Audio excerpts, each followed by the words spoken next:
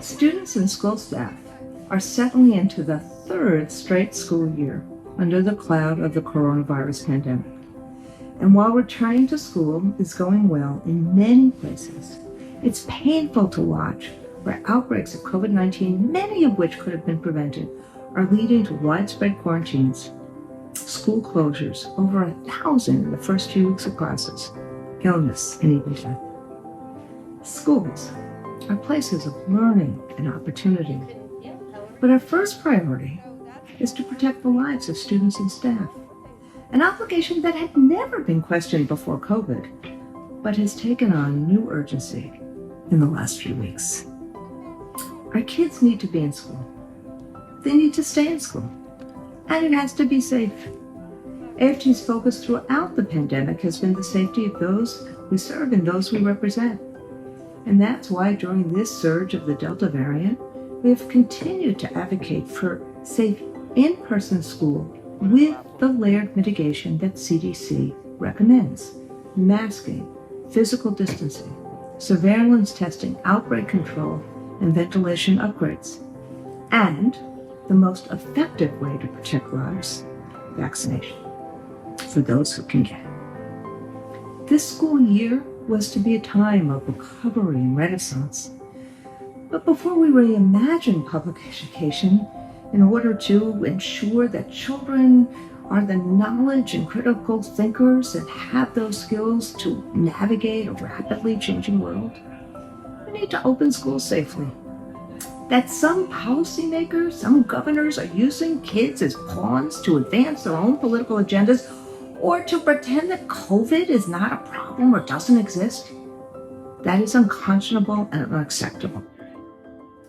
AFT has matched our commitment to safe reopening of schools with funding and a GOTV-type campaign. We've made scores of grants available, totaling $5 million for this Back to School for All campaign. 1,800 of our local unions that educate more than 20 million kids are participating. Some locals have sponsored vaccination clinics. Others are inviting parents into schools to highlight the health safeguards in place and to answer questions. Still others have canvassed door to door this summer and fall to encourage families to send their kids back to school, with a special focus on the students who attended little or no school last year. We sponsored billboards and fairs all across America. And since August 1st, I've visited communities in 20 states and Washington, D.C. and Puerto Rico to support these efforts. This is a moment to create safe and welcoming environments in every school so we can help kids not only recover from the disruptions of the past 18 months, but help them thrive. This is the promise and purpose of public schools, to help individual students thrive, to help our communities rise. This will heal our nation.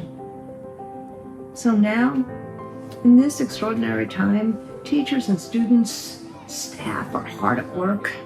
Staff and educators have been hard at work since the start of this pandemic, and they have one of the highest vaccination rates of any profession. 90% of AFT members are fully vaccinated to protect themselves and others. They are focused not only on students' academic growth, but on their social and emotional needs, knowing that the disruptions and isolations during the last 18 months have led to a surge in depression and anxiety. Teachers can't do this alone. Neither can school staff. We need wraparound services right in our schools. We need counselors and nurses. They can't be stretched so thin that children's needs go unmet, as they are right now. We need more community schools where students and families can access medical and mental health services, social supports, food assistance, and other urgent needs, so students can focus on learning and on just being kids. I've been in awe of the energy and creativity teachers put into keeping students connected and moving forward during the school closures, the remote, the hybrid learning, and all the uncertainty. And as I've crisscrossed the country, I've seen educators put that energy and creativity into students' academic recovery and acceleration. I've seen both the trepidation and the unmistakable joy and excitement that students, parents, and school staff have had as they head back to in-person teaching and learning. And here's another thing. Places that have been most successful in school reopening are where educators, our unions, superintendents and school boards and city and town officials are working together, are collaborating, are transparent. That's what creates trust.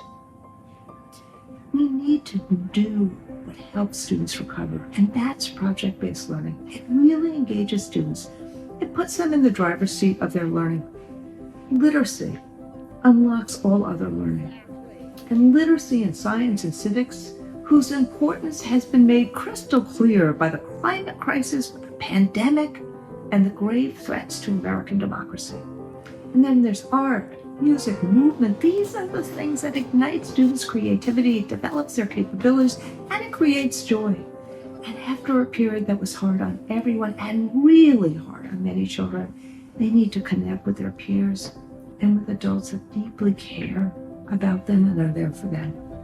That's public education. I won't gloss over how challenging this year has been or the recovery will be. And the Delta variant has thrown us a curveball. And frankly, there are far too many places where adults, like these governors, are not keeping our schools, our communities safe. Students are returning with immense needs, social, emotional, academic, and physical. And the Biden administration has led efforts to get additional staffing and support to schools. But it's impossible to overstate how great the needs are. Teachers and school staff have just been through the second hardest year of their professional lives. The hardest is the school year that has just gotten underway. And there's no denying that our country is deeply divided. But I believe that our public schools are one of the most vital contributors to healing those divides. We have learned during this pandemic that one thing that most Americans agree on is the importance of strong, supported public schools. They're foundational to our communities. And one thing I can assure you of is this: America's educators, the people who show up every day in this hope-filled profession, are doing all they can to meet these challenges, to help our children recover and grow, and to help them find joy every day. Our job, regardless of circumstances, is to help our kids thrive. And that's what we are trying to do every single day of this school year. Thank you.